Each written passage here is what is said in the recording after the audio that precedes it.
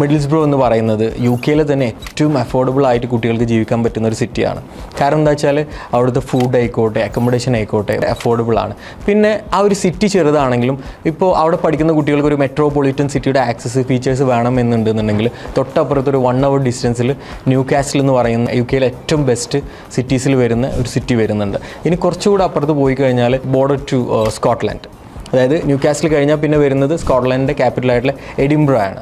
So കുട്ടികൾക്ക് features ബേസോ facilities ബേസോ യാതൊരു ബുദ്ധിമുട്ടും സൈഡിൽ പഠിക്കുന്നതുകൊണ്ട് ഉണ്ടാവാൻ ചാൻസ് ഇല്ല. പിന്നെ നമ്മൾ യൂണിവേഴ്സിറ്റിൻ്റെ സ്ട്രക്ചറിനെ കുറിച്ച് പറയുകയാണെങ്കിൽ മോഡേൺ ആയിട്ടുള്ള സ്ട്രക്ചറും കാര്യങ്ങളൊക്കെയാണ് വരുന്നത്. അതിൻ്റെ കൂടെ തന്നെ അവിടുത്തെ റിസർച്ച് ഇൻഫ്രാസ്ട്രക്ചർ എന്ന് പറയുന്നത് സ്ട്രോങ് ആണ്. നമുക്കറിയാം ഈ പുറത്തുള്ള യൂണിവേഴ്സിറ്റീസിൻ്റെ ഏറ്റവും ക്വാളിറ്റി നിർണ്ണയിക്കുന്നത് അവിടുത്തെ റിസർച്ച് ഇൻഫ്രാസ്ട്രക്ചറും കൂടി ഉൾപ്പെട്ടിട്ടാണ്.